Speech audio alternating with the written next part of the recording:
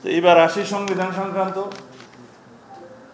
সংবিধানের প্রথমেই স্প্রেডশিটে যেটা থাকা উচিত ছিল যে প্রস্তাবনা, সেই বিষয়টা ওনারা স্প্রেডশিটে উল্লেখ করেনি, যেটা 1 নম্বরে থাকা উচিত ছিল। সংবিধানের সবচাইতে গুরুত্বপূর্ণ এবং একটি প্রথম পৃষ্ঠার অংশ হচ্ছে প্রস্তাবনা, প্রিয়াম্বল নামে আমরা যেটাকে চিনি। সেটা পুরোপুরি পরিবর্তনের বা সংশোধনের একটা প্রস্তাব আছে, অনেকটা রিরাইটিংয়ের মতো, যেখানে 1971 সালের স্বাধীনতা যুদ্ধের সাথে 2024-এর গণ অভ্যুত্থানকে এক কাতারে নিয়ে আসা হয়েছে, যেটা সমুচিত বলে আমরা মনে করি না। এটাকে অন্য জায়গায় রাখার বা তফসিল অংশে রাখার বা স্বীকৃতি দেওয়ার বিভিন্ন রকমের সুযোগ আছে, সেটা আলাপ আলোচনার মধ্যে দিয়ে আমরা পরে প্রকাশ করব। কিন্তু সেই প্রিয়াম্বলটা আমরা চাই, যেটা পঞ্চদশ সংশোধনের পূর্ব অবস্থা, যেটা 5th অ্যামেন্ডমেন্টের পরে গৃহীত হয়েছিল বাংলাদেশের জনগণের সকল অভিপ্রায় অনুসারে, সেই জায়গায় বহাল থাকা উচিত। তারপরে ওনারা শুরুই করলেন রিপাবলিক দিয়ে, রাষ্ট্র দিয়ে, রাষ্ট্রের নাম পরিবর্তন দিয়ে, যেটাকে প্রজাতন্ত্র না বলে জনগণতন্ত্র বা নাগরিকতন্ত্র বা পিপলস রিপাবলিক অফ বাংলাদেশের ক্ষেত্রে বাংলায় বলছেন যে জনগণতান্ত্রিক বাংলাদেশ। আর রিপাবলিক শব্দ ইংরেজিতে কী থাকবে, পিপলস রিপাবলিক অফ বাংলাদেশ ইংরেজিতে কী থাকবে, কিন্তু বাংলার মধ্যে ওনারা নাগরিকতন্ত্র এবং জনগণতান্ত্রিক বাংলাদেশ লিখতে চান। সেটার কোনো প্রয়োজন আছে বলে আমরা মনে করি না। দীর্ঘদিনের প্র্যাকটিসের মধ্য দিয়ে বাংলাদেশের মানুষ সেটা মেনে নিয়েছে রাষ্ট্রের নাম। এখন এই বিষয়টা দিয়ে যে আসলে কতটুকু কি অর্জন হবে সেটা প্রশ্নের দাবি রাখে, সেই জন্য আমরা এখানে একমত নই। আর তাছাড়া মৌলিক অধিকার এবং মূলনীতি এরপরে আসে। মূলনীতির ক্ষেত্রে ওনারা ব্যাপক পরিবর্তনের একটা প্রস্তাব ওখানে রেখেছেন। তা আমরা প্রস্তাব করেছি যে বর্তমানে সাংবিধানিক যে ধারাগুলো আছে, অনুচ্ছেদগুলো আছে, তার মধ্যে আলাপ আলোচনার ভিত্তিতে বিভিন্ন স্টেক হোল্ডারদের প্রস্তাব অনুসারে এই মূলনীতির মধ্যে যে প্রস্তাবগুলো আছে সেগুলোর হয়তো সংশোধনে আনা যায়, বাট আমরা আমাদের দলের পক্ষ থেকে পূর্ব অবস্থায়, পঞ্চদশ সংশোধনের পূর্ব অবস্থায় বহাল রাখার জন্য আমরা প্রস্তাব করেছি। মূলনীতির পরে আসে মৌলিক অধিকারের বিষয়টি। ওনারা মৌলিক অধিকার এবং স্বাধীনতা নামে আলাদা একটা চ্যাপ্টার সংযুক্ত করার জন্য প্রস্তাব করেছেন, যেটা আসলে অনেকটা আমরা মনে করি যে অভিজ্ঞতা না থাকার কারণে, হয়তো যাদের পার্লামেন্টারি এক্সপিরিয়েন্স বা রাষ্ট্র পরিচালনার অভিজ্ঞতা না থাকার কারণে হয়তো এটা অভিমত আসতে পারে, অনেকে দিয়ে থাকতে পারে।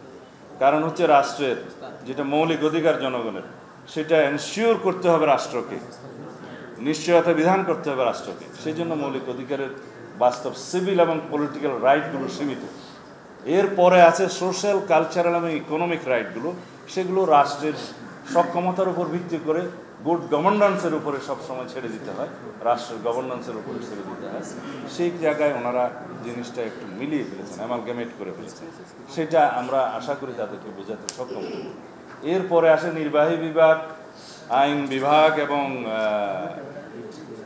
বিচার বিভাগ, তারপরে সাংবিধানিক অন্যান্য প্রতিষ্ঠানগুলো, নির্বাচন কমিশন সহ।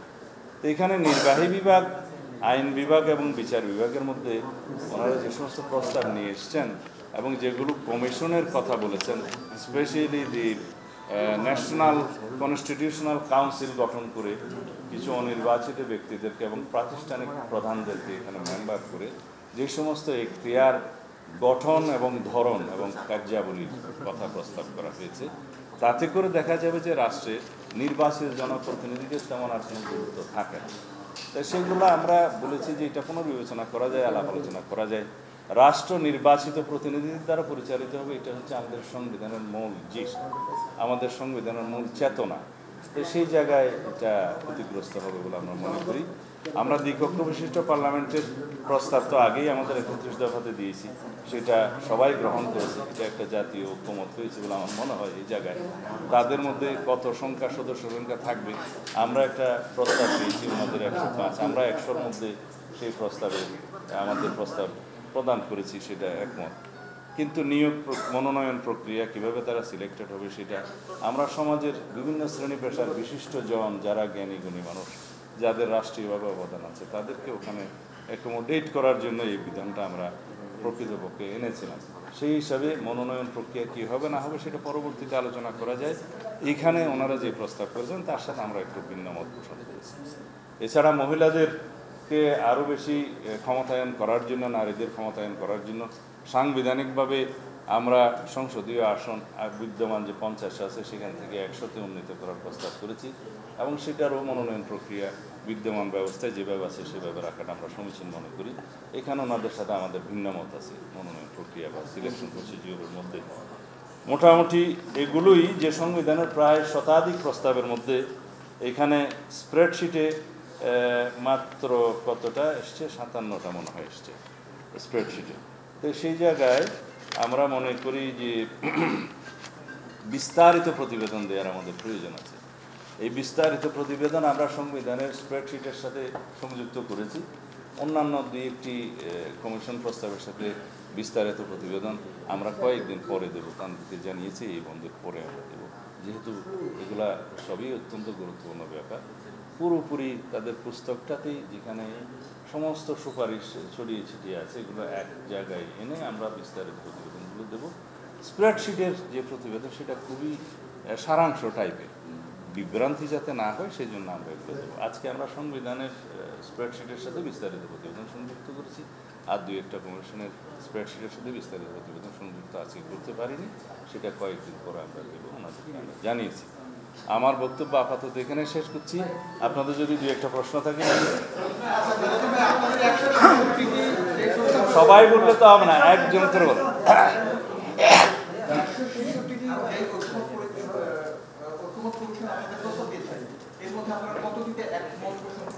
এতক্ষণ তো তাই বললাম, এটা আপনি যোগ করে দেখেন যা যা বললাম।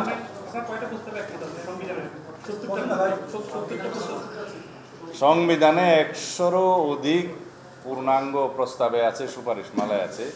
ওনারা যে পুস্তকটা দিয়েছেন সুপারিশমালার মধ্যে পৃষ্ঠা নম্বর 45 থেকে 72 পর্যন্ত মোট 28 পৃষ্ঠায় যে প্রস্তাবগুলো দিয়েছে সেখানে 105টার বেশি প্রস্তাব আছে, কিন্তু স্প্রেডশিটে ওনারা দিয়েছেন কেবল, হয়তো আমি তো অতটা পাইনি, আমি আরও একটু কম পেয়েছি, 57টি পেয়েছি আমি, তো এটা এখন বলেছি। তো সেইখানে আমরা মতামত দিয়েছি, এটা আপনারা ওনার কমিশনের কাছে জানতে চাইতে পারেন যে কোনটাতে আমরা কী কী দিয়েছি। সবগুলো তো মুখস্থ নেই, আমরা ওখানে দিয়েছি প্রায় যেগুলো একমত হওয়া উচিত ওখানে আমরা একমত হয়েছি, আর যেগুলো আমাদের ভিন্ন মতামত দেওয়া প্রয়োজন মন্তব্য সহকারে আমরা দিয়েছি। মোটামুটি আমরা পুরোপুরি সহযোগিতার মধ্যে আছি। এই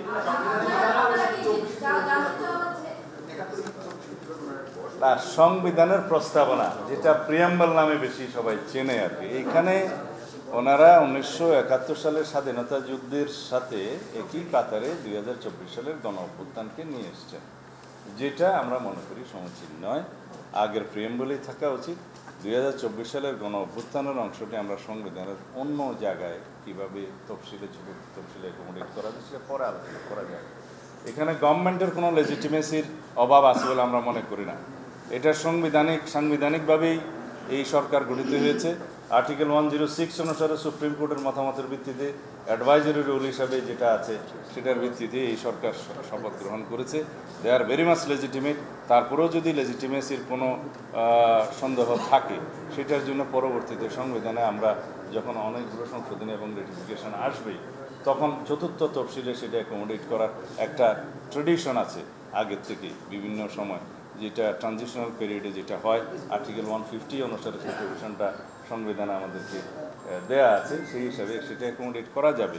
আমরা সবাইকে ইনক্লুসিভ করেই এই রাষ্ট্র ব্যবস্থাটা সাজাতে চাই, বৃহত্তর রাষ্ট্রীয় কাঠামোগুলো সংস্কার করতে চাই, একটি শক্তিশালী গণতান্ত্রিক রাষ্ট্র বিনির্মাণের জন্য, বৈষম্যহীন এবং সত্যিকারভাবে একটি সুশাসন বা ন্যায় বিচার ভিত্তিক বাংলাদেশ গঠনের জন্য, যেখানে সবারই মর্যাদা থাকবে, সাম্য থাকবে।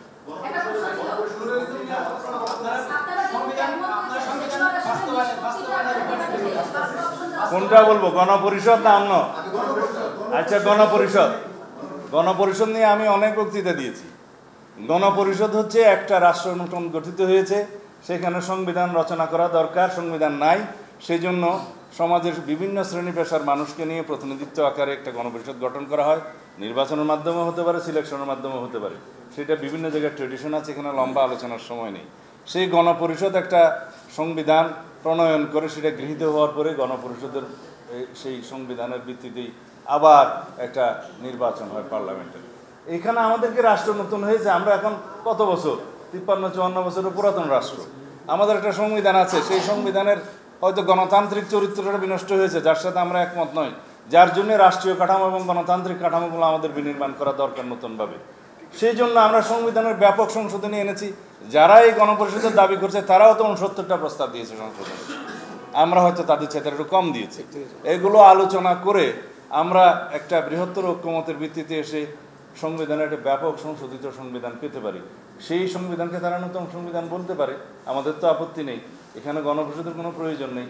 এখন তারা সেই রিপাবলিককে নতুন রিপাবলিক তাদের নামে ডাকতে পারে, আমাদের আপত্তি নেই। কিন্তু সেই আইডিয়াটা পুরো জাতির উপরে ইম্পোজ করাটা কতটা যুক্তিসঙ্গত সেটা আলোচনার দাবি।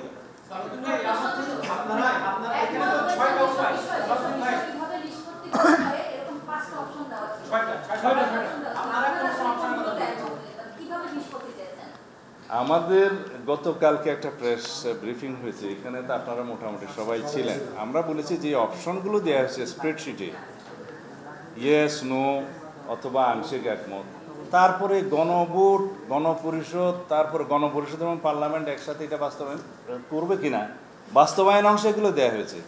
আমাদের এখানে মন্তব্য হলো যে প্রথমে লিডিং কোয়েশ্চেন না করে আমাদেরকে তো অপশন দিতে হবে যে আমরা গণপরিষদে একমত কিনা, তারপরে না গণপরিষদের মাধ্যমে বাস্তবায়নের প্রশ্ন আসবে। বা গণভোটের বিধানটা আছে আর্টিকেল 142 অফ দ্য কনস্টিটিউশন, সেখানে বলা আছে যে আর্টিকেল 8, আর্টিকেল 48, আর্টিকেল 56 এবং আর্টিকেল 142 ইটসেলফ, এগুলো যখন সংশোধিত হবে তখন গণভোটের প্রয়োজন হবে। যদি নতুন সংবিধানে আলাপ আলোচনার মধ্য দিয়ে আরও কোনো প্রভিশন যদি এই গণভোটের অধীনে নিয়ে আসা হয় সেটা তখন দেখা যাবে, সেই সমস্ত ক্ষেত্রে গণভোটের কথা আসতে পারে। এখন গণভোট যদি প্রথমে দিয়ে কোনো সংবিধান গ্রহণের ক্ষেত্রে যদি জাতি একমত হয় সেটা আলাদা প্রশ্ন, কিন্তু আমরা মনে করি আগে সংসদ নির্বাচন করা উচিত, গণভোট নির্বাচন নয়। আমরা আগে মনে করি জাতীয় সংসদ নির্বাচনের মধ্য দিয়ে একটি গণতান্ত্রিকভাবে রাজনৈতিক সরকারের প্রতিষ্ঠা হলে সমস্ত আলাপ আলোচনা এবং সমস্ত বিষয়াবলী ওখানেই হতে পারবে। ধন্যবাদ আপনাদের।